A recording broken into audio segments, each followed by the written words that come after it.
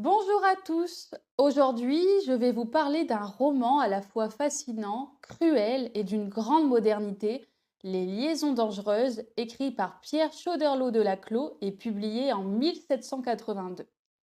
C'est un roman qui est très important dans la littérature française et il a choqué la société de son temps car il parle ouvertement de séduction, de manipulation et d'hypocrisie à une époque où la morale et la religion tenaient encore une place très importante. Mais c'est aussi un texte d'une grande finesse psychologique remarquable qui explore le pouvoir des mots, le jeu des apparences et les failles du cœur humain. Donc on va commencer par parler un peu de l'auteur et du contexte historique. Donc Laclos n'était pas un écrivain professionnel, en fait il était officier dans l'armée. C'était un homme cultivé, rationnel, intéressé par les idées des Lumières, et son but en écrivant ce roman n'était pas seulement de divertir, il voulait faire un ouvrage qui sortait du commun pour laisser une trace. Et il a réussi. En fait, plus de 2 siècles plus tard, son roman continue de fasciner et on l'étudie beaucoup dans les lycées ou dans les universités françaises. Le roman paraît donc à la veille de la Révolution française, dans une société aristocratique brillante, certes, mais décadente, où la morale est remplacée par les intrigues amoureuses et sociales.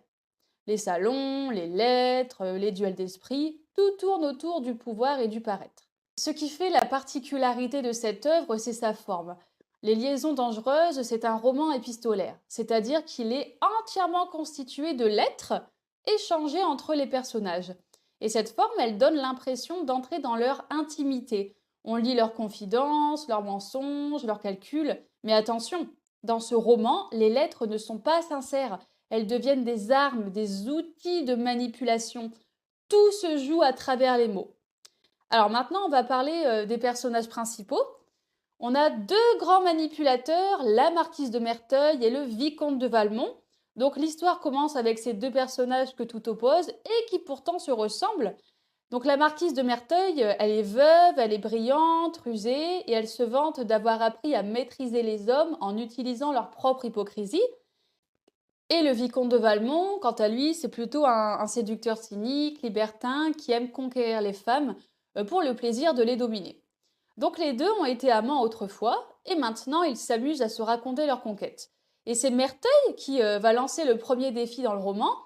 En fait, elle veut se venger d'un ancien amant, le comte de Gercourt, qui va bientôt se marier avec une jeune fille innocente, Cécile de Volanges. Merteuil demande alors à Valmont de corrompre Cécile avant le mariage pour ridiculiser Gercourt, mais Valmont refuse. Il dit qu'il a une cible plus intéressante, Madame de Tourvel, une femme mariée, pieuse, vertueuse, presque inatteignable.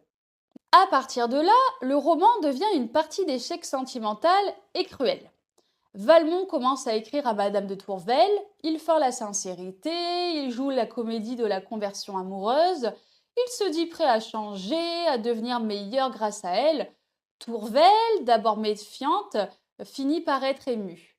Et pendant ce temps, Merteuil manipule Cécile de Volanges, fraîchement sortie du couvent, et la pousse dans les bras du chevalier d'Ancenis, un jeune homme sincère mais naïf. Merteuil se présente alors comme une amie bienveillante, alors qu'elle orchestre tout pour servir sa vengeance. Et un soir, Valmont séduit Cécile, non par amour, mais pour plaire à Merteuil et prouver sa puissance. Il la trompe, il la corrompt et envoie même les lettres compromettantes à la marquise comme un trophée. Mais le plan se complique. Cécile va tomber enceinte et faire une fausse couche. Par la suite, elle retournera au couvent.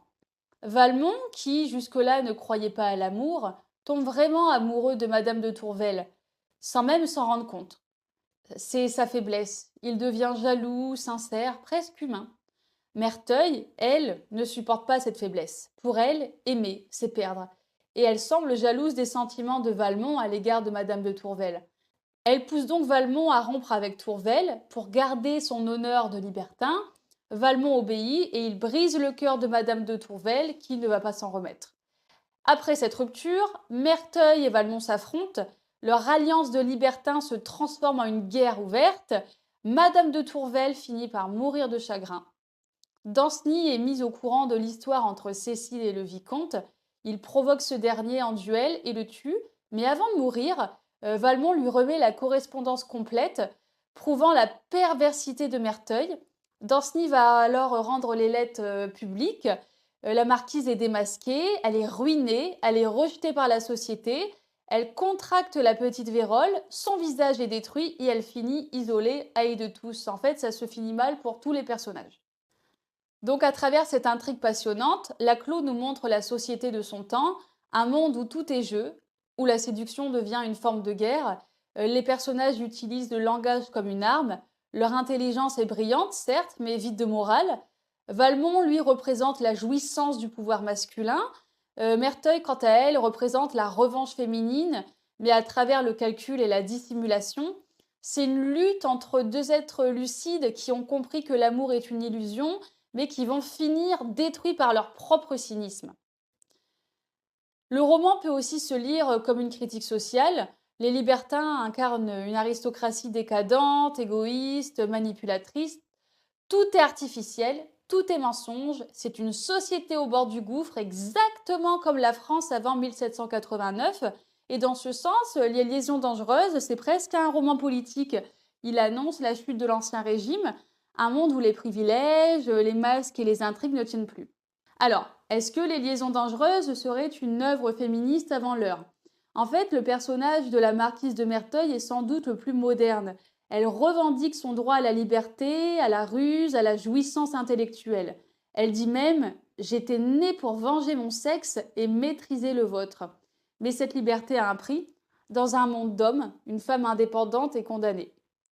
C'est une femme forte dans une société hypocrite, mais son intelligence devient une arme qui la détruit. Voilà. Donc maintenant, je vais vous lire la lettre 48. C'est l'une des lettres les plus connues et les plus importantes de l'œuvre.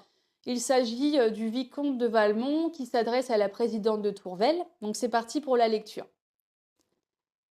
C'est après une nuit orageuse et pendant laquelle je n'ai pas fermé l'œil, c'est après avoir été sans cesse ou dans l'agitation d'une ardeur dévorante ou dans l'entier anéantissement de toutes les facultés de mon âme que je viens chercher auprès de vous, madame, un calme dont j'ai besoin et dont pourtant je n'espère pas jouir encore. En effet, la situation où je suis en vous écrivant me fait connaître plus que jamais la puissance irrésistible de l'amour. J'ai peine à conserver assez d'empire sur moi pour mettre quelques ordres dans mes idées, et déjà je prévois que je ne finirai pas cette lettre sans être obligée de l'interrompre. Quoi? Ne puis-je donc espérer que vous partagerez quelque jour le trouble que j'éprouve en ce moment? J'ose croire cependant que, si vous le connaissiez bien, vous n'y seriez pas entièrement insensible. Croyez-moi, madame, la froide tranquillité, le sommeil de l'âme, l'image de la mort ne mènent point au bonheur. Les passions actives peuvent seules y conduire, et malgré les tourments que vous me faites éprouver, je crois pouvoir assurer sans crainte que, dans ce moment, je suis plus heureux que vous. En vain m'accablez-vous de vos rigueurs désolantes. Elles ne m'empêchent point de m'abandonner entièrement à l'amour et d'oublier, dans le délire qu'il me cause, le désespoir auquel vous me livrez. C'est ainsi que je veux me venger de l'exil auquel vous me condamnez. Jamais je n'eus tant de plaisir en vous écrivant. Jamais je ne ressentis dans cette occupation une émotion si douce et cependant si vive. Tout semble augmenter mes transports. L'air que je respire est plein de volupté.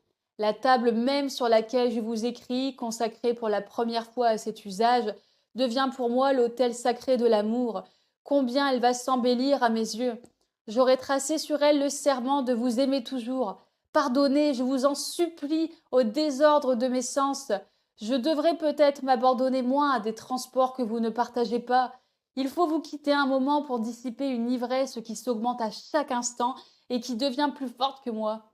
Je reviens à vous, madame, et sans doute j'y reviens toujours avec le même empressement.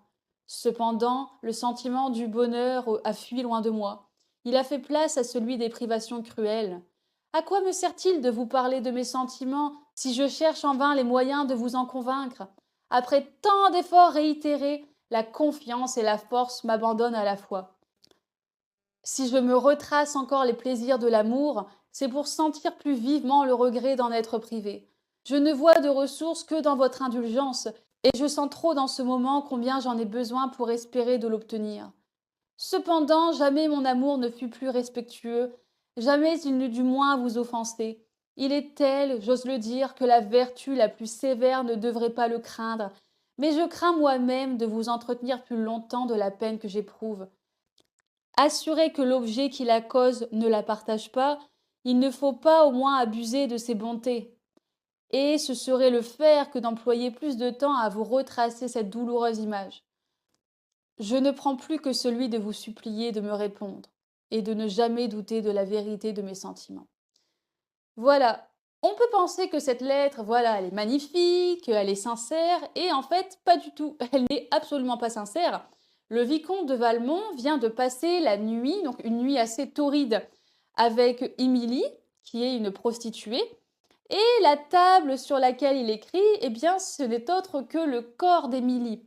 Donc en fait, tout ce qu'on lit, ça a un deuxième sens, un sens caché dans la lettre. Donc c'est là tout l'art des liaisons dangereuses. C'est un roman que je vous conseille absolument. Attention, il est assez difficile à lire, évidemment. C'est du français du XVIIIe siècle, qui plus est très littéraire. Donc je recommande minimum un niveau C1, voire C2. Voilà, bon bah c'est fini pour aujourd'hui. Aviez-vous déjà entendu parler de ce livre auparavant? N'hésitez pas à laisser un commentaire. Je vous souhaite une très belle journée et à très bientôt.